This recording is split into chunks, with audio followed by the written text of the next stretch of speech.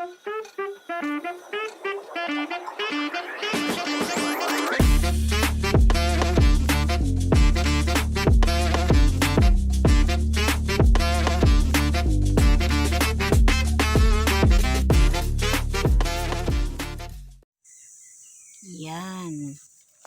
Ano tayo? Damo-damo.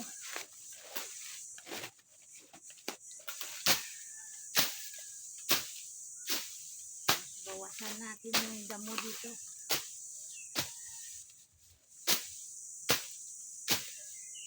Magpapaawis muna tayo mga friend.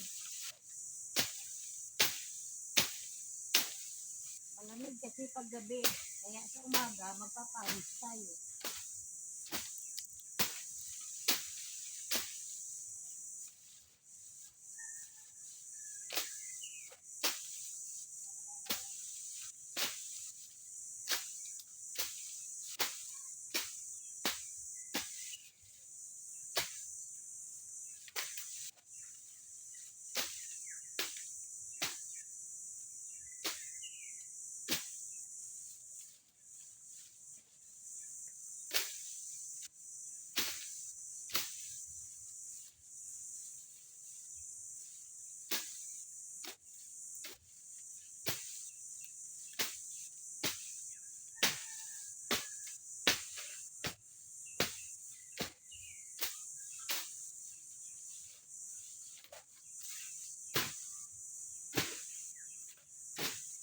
Bawasan natin yung mga damo para pag tingin natin sa bintana makita natin yung ano hanggang doon sa dulo nakikita yan.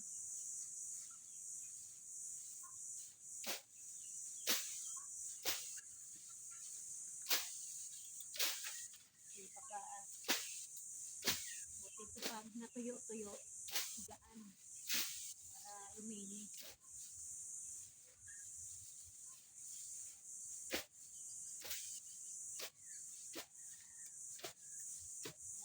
Yung mga halaman natin. Tumataas sa mga halaman ng mga damo.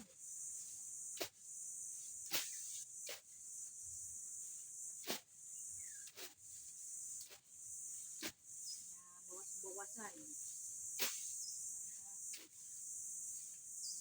Iwas sa mga hayop-hayop kung ano ang meron dito. Kasi dati kakugnan ito. Mga ahas ay dati dito. Nawala yung kugon. Ito namang hagunoy ang umalis. Hagunoy, mabilis kumabuhay kasi.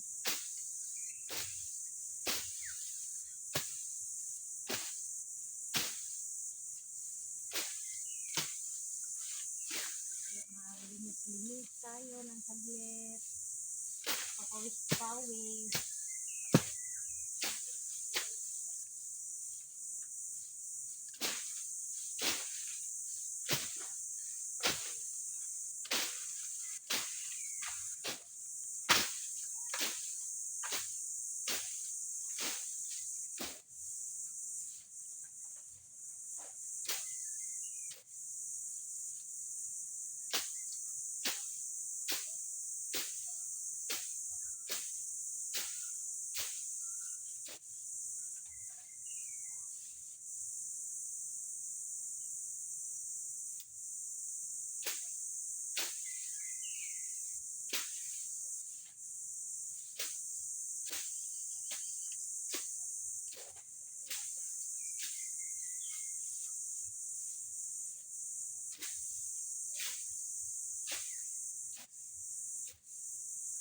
Mga ano ito orange, puno ng mga orange.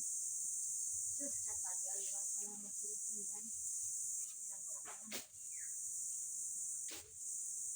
Pa na silaki. Mga pinasangan. Tagal magsilaki.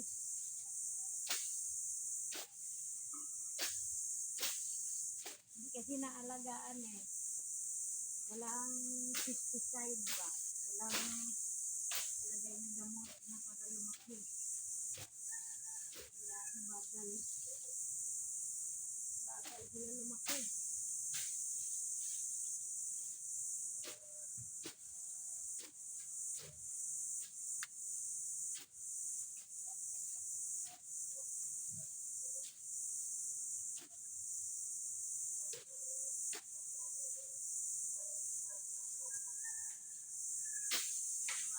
Yan, laki.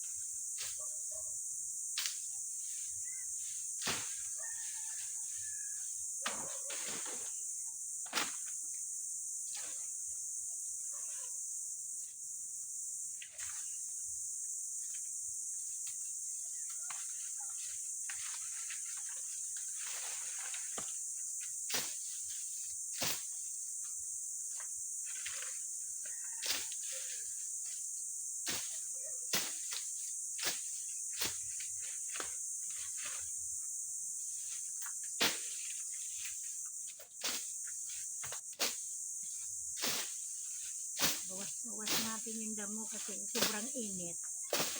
Kaya pag natuyo yan, maliwalas na.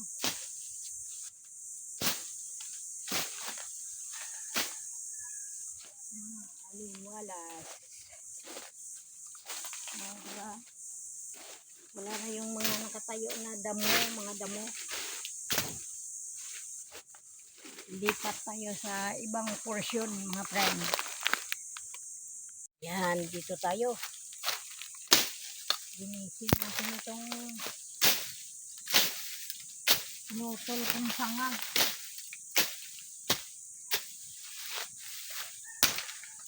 Pag-akyat namin kasi ko ito pinutol para maliwanag ba. Saka yung ano dito, ang mga tanim dito lalaki. Kasi hindi na masyado lumalaki. Eh, nasakipan ng mga puno. Masyado lumalaki yung mga halaman kapag may nakaharang na mga puno-puno.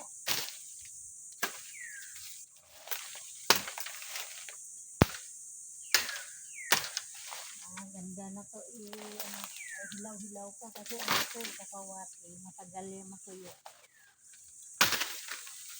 Panggatong ba?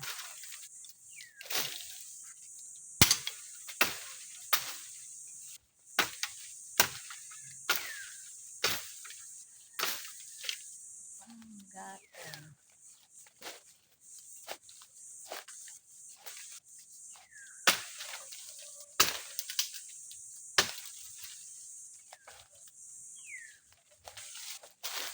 Maganda kasi ito panggatong yung kakawati.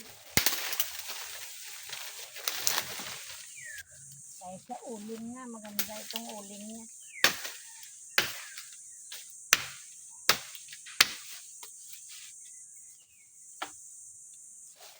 Kaya,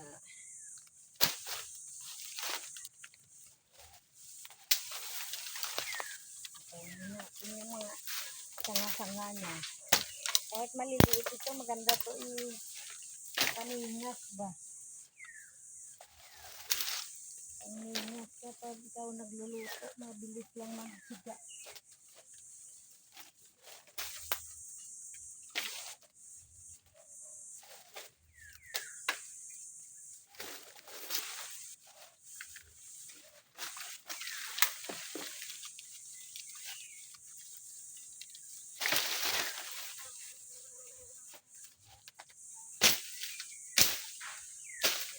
Sampasan para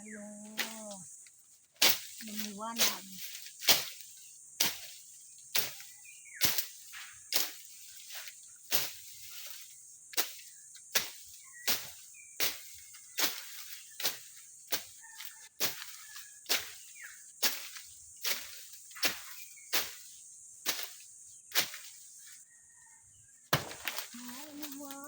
ang buwan.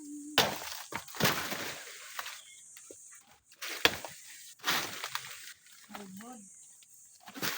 Kaya bunga ng saging natin, kuribod.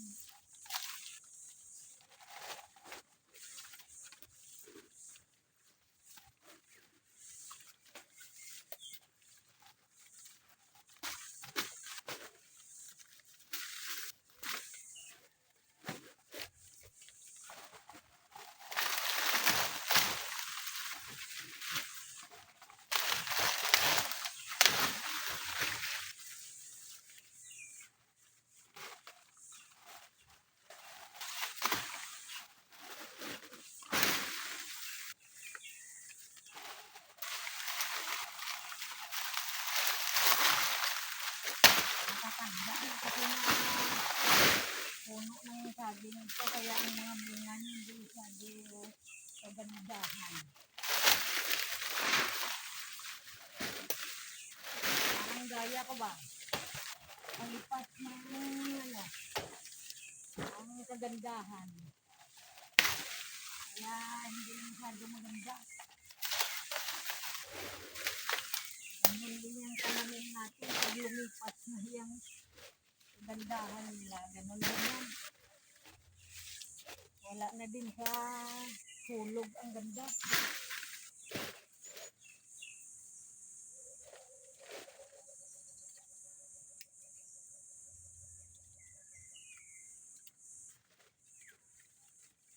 Nagkaroon siya ng bunga, pero yung iba walang walang laman. Kasi bagay yan taniman uli panibago. Ang kailangan diyan budget. Pampasahod sa mga tao na magtanim ng panibago. Wala pa tang budget eh. Kaya tsaga muna tayo sa saging na iyakid.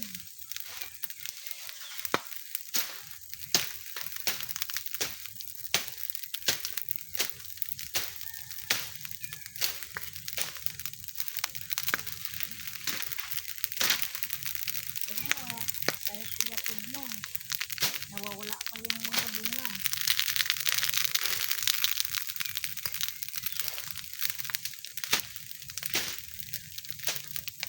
Doon sa kabila daw, wala talagang maharbis, pati mga buko at kanyog doon, wala rin. Mahal kasi ngayon ng buko at kanyog.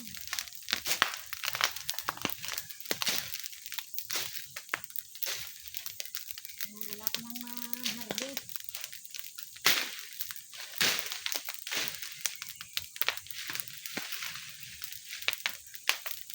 Kasi pagan naman yung iba na mag-harvest. Kasi pag yun, yung iba, kasi pag mag-harvest,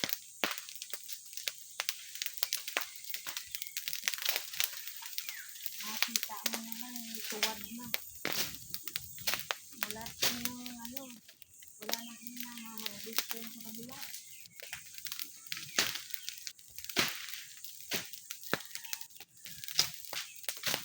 Pag-ikot namin doon, noong January, itong February,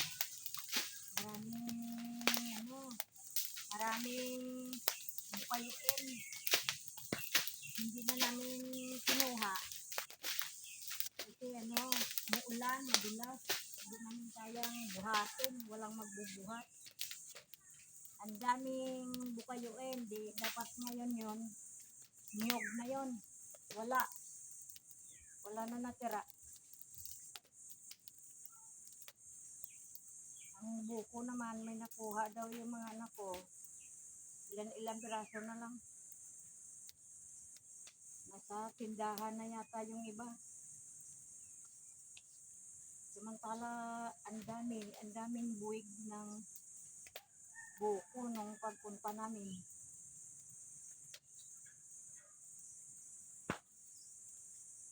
Ngayon, wala na. Swerte ng mga tao na nangunguha. Nagkakapira sila.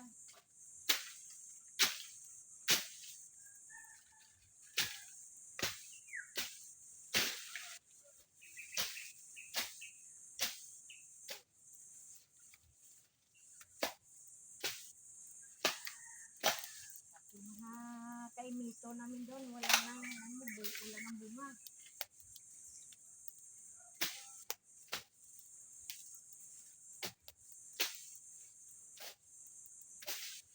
Bunga ng santol yun.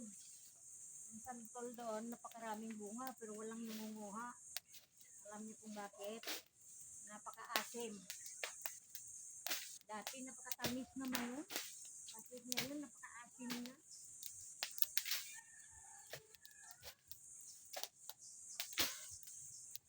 Kasi ang mga kumukuha kasi mga tuklo. Kaya yung puno, nag-ano din, nagtatampo din. Nagtatampo din. Hindi yung may-ari ang nag-harvest yung mga tuklo ang nag-harvest.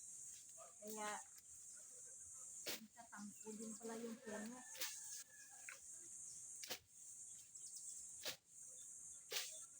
Pati mga saging puribot na.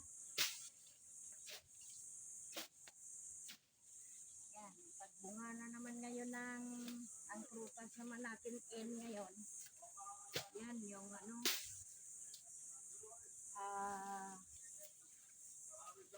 avocado. Avocado, maliliit pa pero sa ibang lugar harbisin na. Marami na nga sa palengke na avocado. Sa ibang lugar nanggagaling. Dito ang dami nakaraang taon, napakaraming bunga ng avocado. Ako, ang isang puno na ubos. Wala kaming na-harvest. Pati suha ilang piraso lang natira. Nung pagbunga ng suha, ang isang puno ng suha, nung pagpunta namin doon, hiptik ang bunga. Nung pagbalik namin na mga harvest na, 5 piraso na lang ang nakuha namin sa isang puno. Pero hiptik ng bunga lagi yan Wala na. Ganon katindi mga friend. Diba? Kayo, pag ganyan katindi ng mga pananim nyo, hinaharvest na ng iba. Ano ang pakiramdam kaya? Ha mga friend? Comment lang kapag may time.